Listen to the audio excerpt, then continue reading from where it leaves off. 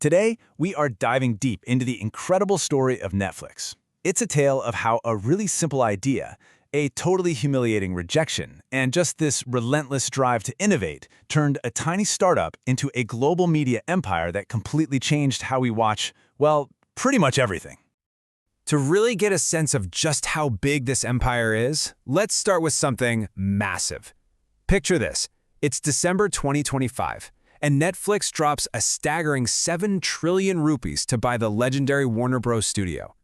We're talking about the home of Batman, Harry Potter, The Matrix, the whole shebang. Now, this is just a hypothetical, of course, but it gives you an idea of the sheer power we're dealing with here. So that brings us to the big question, right? How on earth did a company that literally started by mailing a single DVD in an envelope become powerful enough to buy one of the most iconic studios in Hollywood history? The answer? Well, it's a masterclass in strategy, disruption, and maybe just a little bit of revenge. So let's rewind. Let's go all the way back to the beginning. Because to understand Netflix, you have to understand its origin story. And we're going to start by blowing up a very popular but completely misleading myth. You've probably heard this one, right? The story goes that back in '97, founder Reed Hastings rents Apollo 13 from Blockbuster, he forgets to return it, and bam, he gets slapped with a $40 late fee.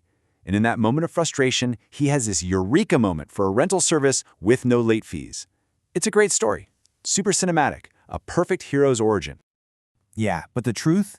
That was just some clever marketing, a story they cooked up for the brand. The real origin of Netflix wasn't born from anger over a late fee. It was born from a brilliant insight into a new piece of technology and the simple, boring math of logistics.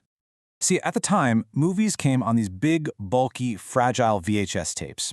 Trying to mail them was just impractical and way too expensive. But co-founders Reed Hastings and Mark Randolph saw the future in the brand new DVD format. It was thin, it was durable, and here's the kicker, it could be mailed for just 32 cents. 32 cents. All of a sudden, you could build a national video store that lived entirely inside the postal system. But even with this game-changing idea, the early days were anything but easy. In fact, the company was bleeding cash, and that desperation led to a now legendary and totally humiliating showdown with the king of the industry.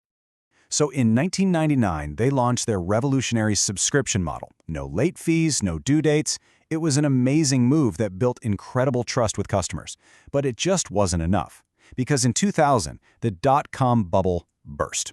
Boom. All that investment money? It just vanished. Netflix was right on the verge of bankruptcy, and that forced them into a very, very desperate position. So Hastings and Randolph fly to Dallas to meet with the Blockbuster CEO, John Antioco. And their pitch was basically a surrender.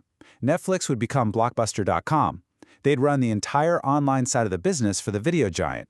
All Blockbuster had to do was buy them out for $50 million. Antioco and his team didn't just say no, they laughed. They literally laughed them out of the room. They saw this tiny, struggling internet company, not as a threat, but as a total joke. In their world, the internet was just a fad, and the real money was in their stores. That laugh, that gut punch of arrogance, that became the defining moment.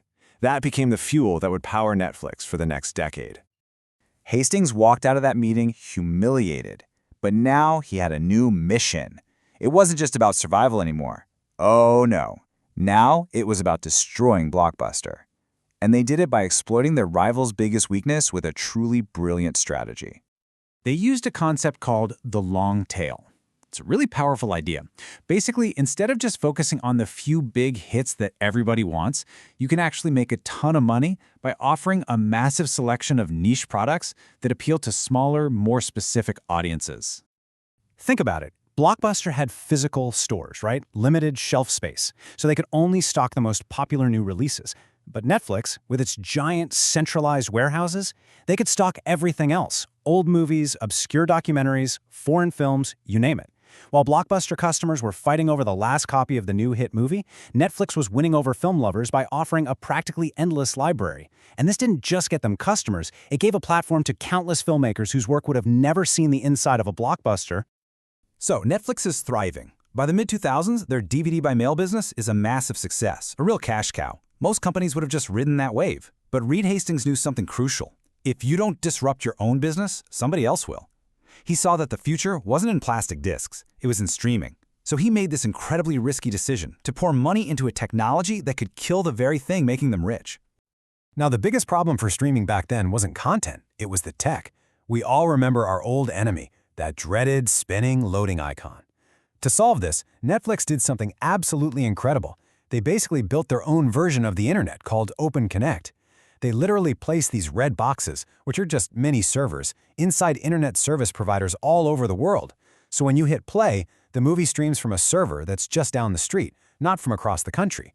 It was a genius move. Okay, so they perfected the delivery. The pipes were in place. Now Netflix turned its focus from being a distributor to a creator. And they jumped into the world of original content not with a guess, but with a guarantee, using data as their ultimate secret weapon.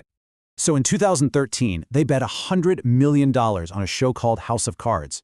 And here is the crazy part. They did it without ever seeing a single pilot episode.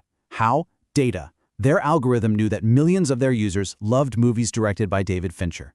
They knew those same users loved movies starring Kevin Spacey. And they knew the original British political thriller was also super popular. They didn't hope it would be a hit. Their data basically told them it would be. And they didn't just change what we watch. They completely re-engineered how we watch. They basically invented the binge. By dropping every single episode at once, adding that deceptively simple skip intro button, and then automatically playing the next episode in just 5 seconds, they created this frictionless viewing loop that was designed to keep you glued to your screen for hours and hours. But you know how these stories often go. As Netflix became the new king of Hollywood, that scrappy underdog image, it started to fade. The hero of our story began to develop a bit of a villain arc, as their corporate decisions started to clash with that customer-first identity they had so carefully built. Let's just go back to 2014. This was an actual tweet from the company's official account. They were embracing password sharing. It was part of their whole cool, user-friendly brand. It felt like they were on our side, you know? And then, fast forward to 2023. Facing slower growth and more competition, that love was suddenly gone. The company launched a global crackdown, blocking accounts that shared passwords. And for millions of longtime users who felt like they had helped build the company, it just felt like a total betrayal. And look, this wasn't just a one-off thing. They introduced ads after promising over and over that they never would. They became notorious for abruptly canceling beloved shows, not because of creative differences, but because the cold, hard data didn't justify the cost. This data-first mindset, once their greatest weapon, also led to a ton of backlash during the Hollywood strikes over proposals to use AI. The whole perception of Netflix was starting to change. So, all of this, it brings us right back to where we started, back to that massive 7 trillion rupee deal we imagined at the very beginning. I mean, just think about that journey, from being literally laughed out of Blockbuster's office to potentially owning the studio that made The Dark Knight. It's one of the most remarkable business stories of our time, no question. They changed the entire game with technology, data, and pure nerve. But as they consolidate more and more power, buying up legendary studios and dictating the terms to Hollywood, it leaves us with this one final provocative question.